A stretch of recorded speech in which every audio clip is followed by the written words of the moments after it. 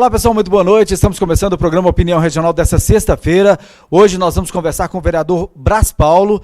A gente tem um assunto importante para tratar aqui. Aliás, a gente tem alguns assuntos importantes para tratar, mas um deles específico é um problema que Patos de Minas enfrenta há algum tempo e que ele começa a ganhar corpo a partir de agora, ele começa a se tornar um problema muito maior a partir de agora, e o município precisa buscar alternativas para resolver essa questão, que é o problema do lixo industrial.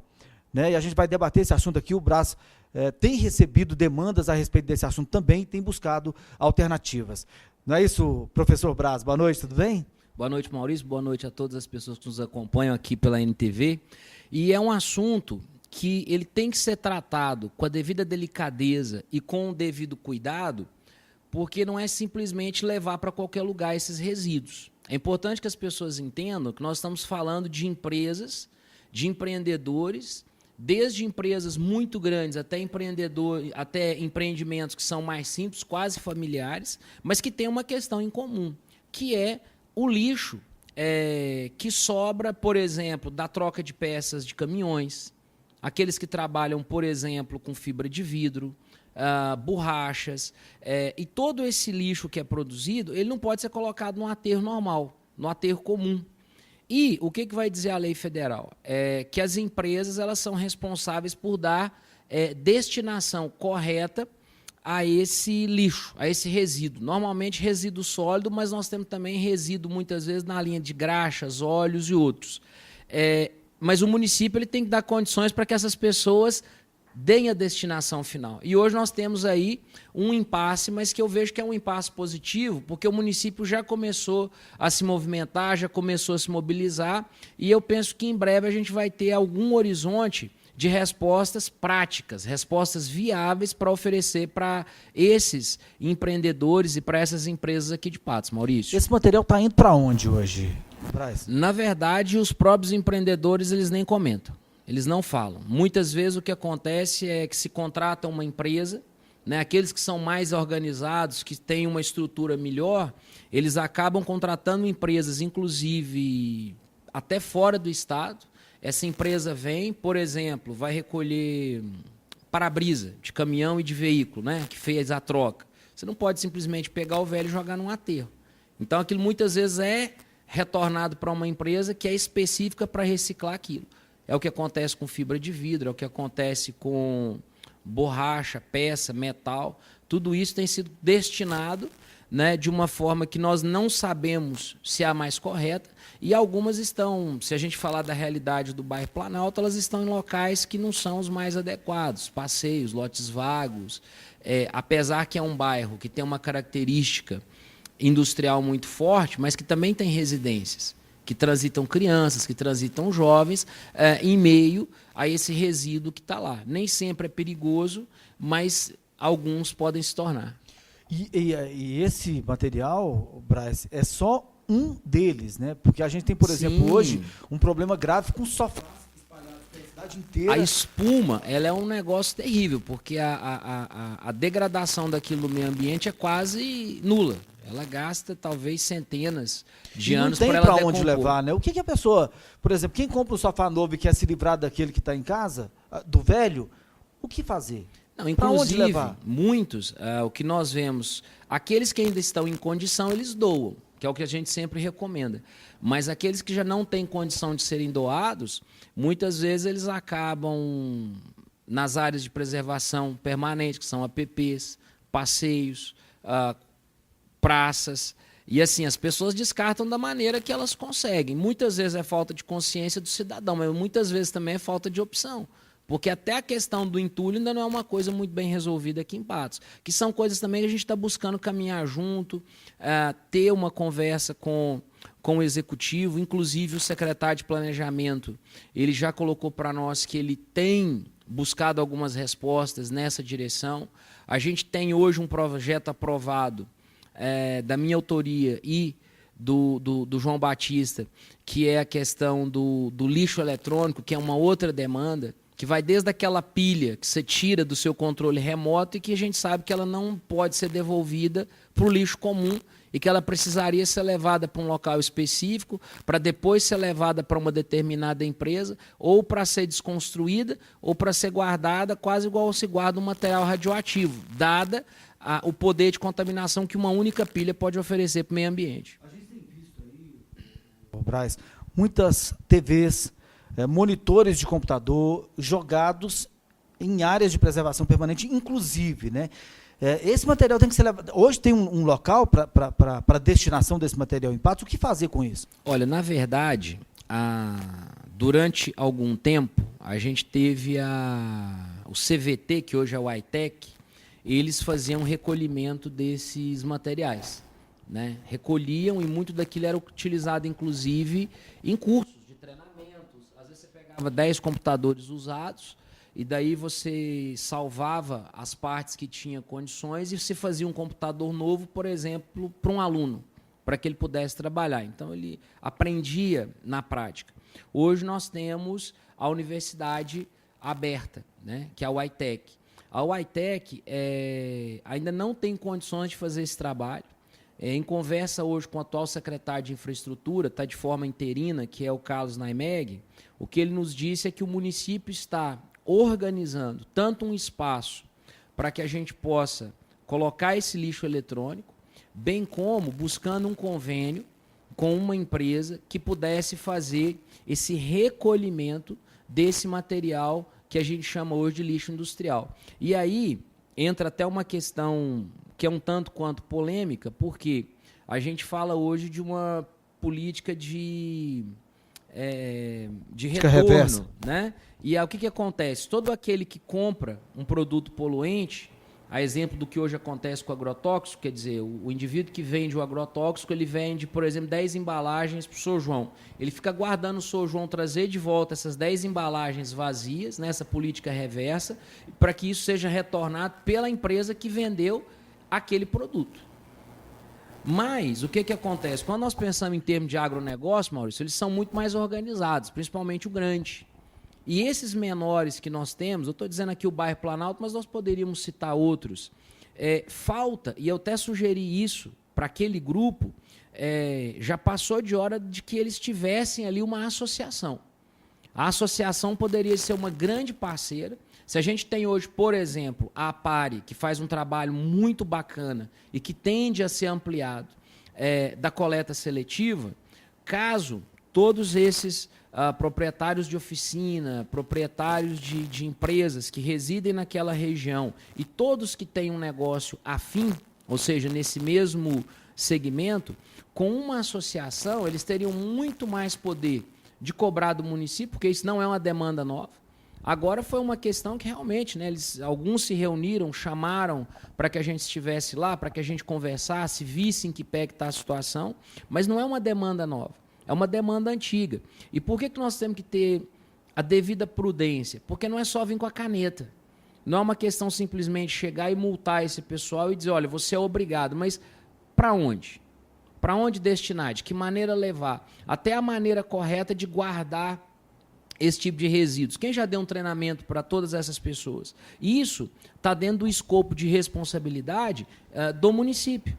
Quer dizer, está dentro da responsabilidade não só de recolher, mas também, assim como hoje a gente tem, podemos dizer, praticamente um grau de excelência em lixo hospitalar, o lixo hospitalar hoje não é problema no nosso município mais.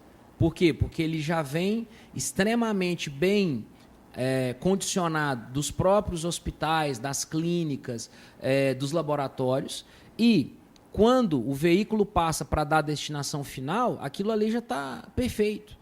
Quer dizer, mas é um processo de conscientização também, Maurício, que não começou de um dia para a noite. Precisou começar um treinamento, precisou uma conscientização dos laboratórios, dos hospitais, de que aquele lixo não podia ir para qualquer lugar. As próprias comissões internas de prevenção de acidente foram parceiras importantes para que os hospitais e clínicas e laboratórios tivessem uma estrutura a contento para dar a destinação desse lixo. Ou seja, nós não podemos simplesmente chegar no indivíduo e falar, você é obrigado a isso. Se o município talvez não cumpriu aqueles passos que ele deveria.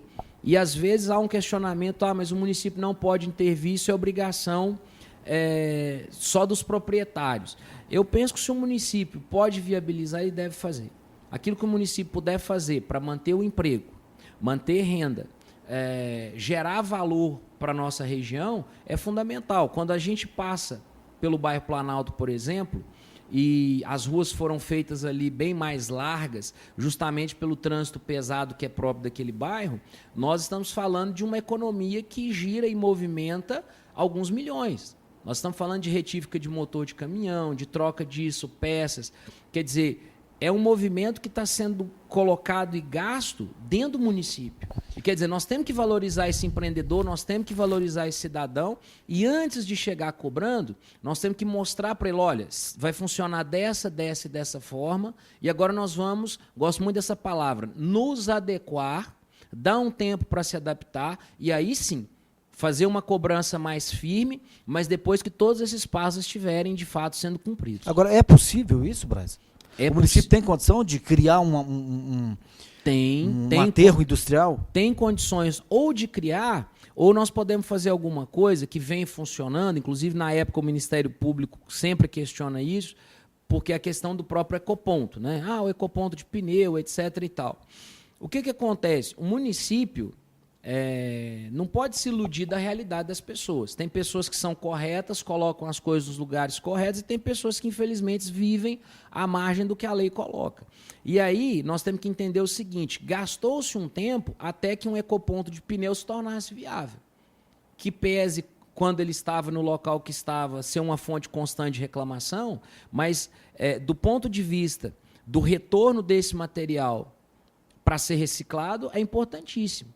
E da mesma forma nós devemos fazer com esse lixo industrial. Por isso que passa por um treinamento, porque há lixo industrial que poderá ser reciclado e há lixo industrial que terá que ser, de fato, colocado num aterro específico, que tem demandas diferentes do aterro sanitário, por assim dizer, doméstico. Agora, Braz, nós estamos falando aqui em lixo industrial, mas nós não conseguimos resolver a questão do lixo doméstico ainda, né? Sim. As empresas estão contratadas de forma provisória, de emergência. Né? Quando é que a gente vai dar conta de resolver esse problema? Olha, eu era criança, Maurício, e eu ouvia falar dessa questão de coleta seletiva, mas eu era criança também, e eu me lembro muito bem do que era a imagem do lixão. Né? Você passava a ponte ali do arco, e se não me engano, à sua direita, você tinha uma imagem ali, no mínimo, aterradora. Né, de pessoas andando no meio ao lixo, e muitos urubus, e aquela questão de sacolinhas voando para tudo quanto é lado, quer dizer, e se dizia com muita proeminência naquela época que o lixão de Patos não tinha jeito. E hoje nós temos um aterro que não é o top of mind, mas é um aterro que atende de forma segura e por mais alguns anos aquilo de lixo que a população produz. Eu penso que nós temos que trabalhar em paralelo.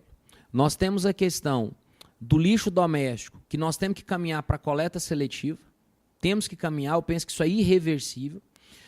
Nós temos uma questão do lixo, do entulho, que ele tem que também entrar num processo hoje, não só de tampar vossoroca e de dar um jeito de esconder, mas que esse lixo, a parte reaproveitável dele, gere lucro para algum industrial e também para o município, porque Patos ele tem essa vocação à construção, sempre tem alguém construindo alguma coisa em algum lugar, e esse lixo industrial ele tem que entrar nesse processo não numa fila, mas em paralelo. Ele tem que entrar conjuntamente, junto com essa vontade de melhorar a qualidade do aterro. Inclusive, sobre o aterro, o nosso doméstico, eu penso que talvez muito em breve, quem sabe uma universidade não poderia se interessar em fazer um projeto piloto de fazer ali o biogás. Porque hoje nós já temos condição de fazer biogás ali.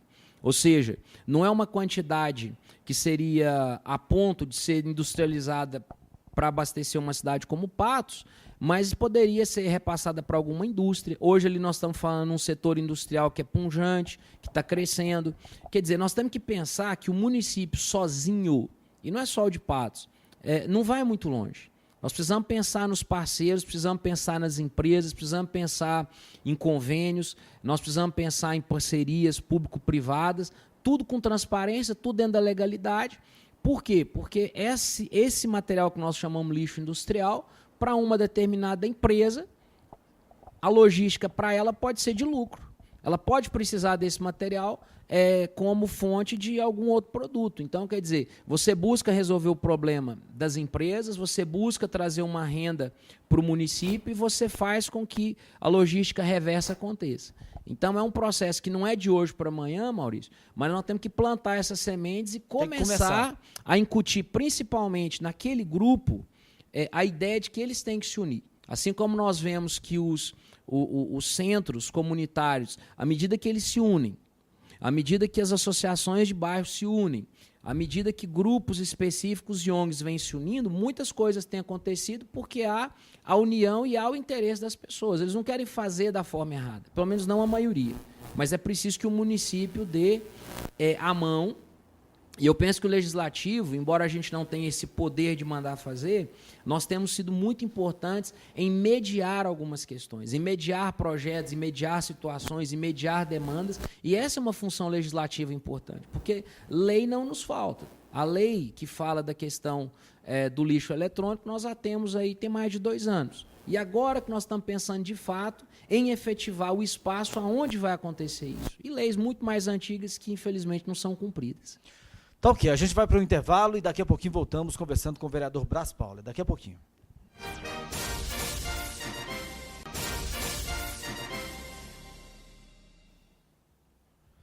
De volta com o nosso programa Opinião Regional. Hoje nós estamos conversando aqui com o vereador Brás Paulo. Além do problema do lixo, né, a gente enfrenta hoje a questão da expansão urbana de Patos de Minas, né, que é um problema grave. Né, a gente tem uma série de desafios para cumprir. Né, temos aí o problema dos chacreamentos, que se transformou num grande problema para o município de Patos de Minas. Né? Imenso.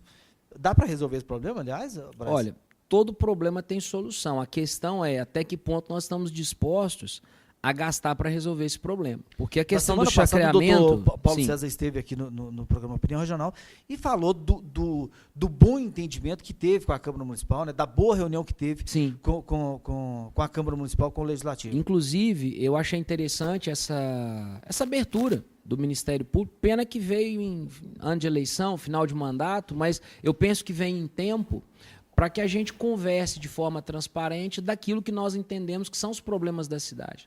Porque o que há, e aí eu falo que o entendimento ele é fundamental. Muitas pessoas que adquiriram terrenos por ser em zona rural, adquiriram, mas para uma finalidade não rural. Ou seja, você vai, você mora, você vive como se estivesse na cidade, mas aí você começa a ter problema ambiental, você começa a ter problema de instabilidade de energia elétrica, você começa a não ter aquele direito ao asfalto, ao escoamento, infraestrutura. Por quê? Porque uma chácara ela não é o mesmo perfil, por exemplo, de um bairro. Existe um projeto que poderá ser modificado, que pode até ser revogado, mas que a gente tem que pensar é o seguinte: os chacreamentos que existem hoje, da forma exata como eles estão, sem uma criação por parte dos próprios chacreados, de uma associação, aqueles que quiserem, não, realmente nós queremos permanecer aqui, eles vão ter que fazer algum tipo de associação, algum tipo de vamos dizer assim, busca financeira entre aqueles que moram ali, e vão ter que começar a fazer as adequações. Por quê? Existe um princípio aonde nós não podemos, enquanto município, ir lá e oferecer uma infraestrutura num espaço rural com característica de urbano. Por quê? Porque aquilo não foi autorizado, aquilo foi feito, por assim dizer, no peito. Né? Alguém tinha uma terra maior, dividiu, as pessoas foram comprando aquilo muitas vezes, inclusive com recibo, às vezes não tinha nem escritura. Agora, é uma situação possível? Eu sempre acredito que é possível, mas nós temos que fazer um entendimento entre essas pessoas, entre o que a lei diz e qual seria a lei mais adequada a esses chacreamentos, e aqueles que pretendem fazer um chacreamento, eles, nesse molde, ele tem que entender que não é muito diferente, Maurício, de se fazer, por exemplo, um novo bairro. Porque hoje, quando um empreendedor, uma incorporadora, ela chega até a prefeitura e fala assim, olha, esse terreno aqui já é urbano, nós queremos fazer aqui um loteamento. Não é um processo simples. Tem que se fazer estudos, tem que se fazer toda uma questão de fato, de projeto, depois que o projeto está pronto, colocar aquilo na prática, e aí você tem que ver, inclusive, que tipo, que tamanho de lote, quais vão ser as áreas que vão ficar de patrimônio público, né, que a gente chama ali de espaço público, que vai permanecer com o município, para a escola, para a creche, etc. E quando você pensa num chacreamento a essa distância da cidade, que muitas vezes as pessoas, ela, em tese, seria uma chácara de recreio, onde ela iria para passar o fim de semana, é uma demanda. Mas quando ela passa a morar de fato ali, o impacto ambiental é muito diferente. Então eu acredito que há possibilidade, eu penso que o Ministério Público poderá nos dar aí algumas luzes, e é preciso verificar o seguinte, né? O que atende melhor? Aquele que adquiriu, aquele que é o município, e perceber também se houve e que tipo de má-fé que aconteceu, talvez daqueles que colocaram isso para as pessoas de uma forma simplista, e as pessoas não perceberam que tipo de empreendimento que, na verdade, elas estavam entrando. Uhum. E a gente está aí, Brás, com uma proposta muito maior para a expansão do perímetro urbano, né, que prevê, inclusive, a construção de um complexo viário ali na região do bairro Nossa Senhora Aparecida. Né? Como é que você vê aquele projeto? Olha, eu sempre fui favorável a implementar aquela região de Patos de Minas. Primeiro, por uma questão social. Aquela região do Nossa Senhora Aparecida, Cristavo, ela precisa receber, de fato, uma injeção de ânimo, uma injeção de investimento e criar próximo àquelas pessoas condição, inclusive, para que elas possam morar próximos à região que ela gosta, porque o que nós temos historicamente ali é que as pessoas que moram naquela região, quando os filhos crescem, quando eles vão se casar, eles têm que se mudar para uma região completamente outra, normalmente para a região mais alta, região leste, justamente porque não conseguem adquirir imóvel, porque muitas vezes não tem nem imóvel para vender ali, às vezes nem para aluguel. Quando nós falamos da expansão, primeiro, nós não podemos falar de uma coisa atabalhoada, não é de hoje para amanhã. É um processo que tem que seguir trâmites que são muito rígidos, né? Porque às vezes as pessoas falam assim, vai começar a construir a ponte quando? Não, na verdade o que nós temos de concreto hoje é o seguinte, houve desde 2013 um contato de um grupo com a Prefeitura Municipal, o Legislativo foi convidado para fazer parte dessa conversa, o projeto é muito interessante, mas como todo projeto ele está sujeito a modificações. Houve, agora bem recente, se não me engano, na semana passada, a assinatura de uma carta de intenção, ou seja, o prefeito está disposto a mandar esse projeto para a Câmara Municipal. A Câmara Municipal, aprovando esse projeto, ele retorna para a Prefeitura. E, voltando para a Prefeitura, é o procedimento normal de qualquer outro processo dentro da Prefeitura. Ou seja, você não avança um tijolo, você não arranca uma pedra do lugar sem ter as devidas licenças liberadas. E ali tem a questão ambiental, tem a questão do patrimônio histórico, sim, que tem que ser observado. Tem que ser observado. Inclusive, com relação àquilo que é o espaço de tombamento, e até você nos lembrava isso muito bem, eu não vejo como um desafio na prática. Eu acho que é um desafio técnico que não vai ser difícil de ser vencido por aqueles que estão propondo esse empreendimento. E o município ele tem a função de fiscalizar passo a passo. E tem um detalhe que é importante também, que as pessoas têm que saber, é que uma coisa ela está necessariamente atrelada à outra. A expansão urbana está condicionada, de fato, à execução das obras propostas naquela carta de intenção, e não o oposto. Porque senão você, às vezes, começa o que nós chamaríamos de um loteamento do outro lado e depois a gente faz a ponte. Não, primeiro você faz o processo da ponte e daí é que os empreendedores poderão, de fato, negociar o que está do outro lado.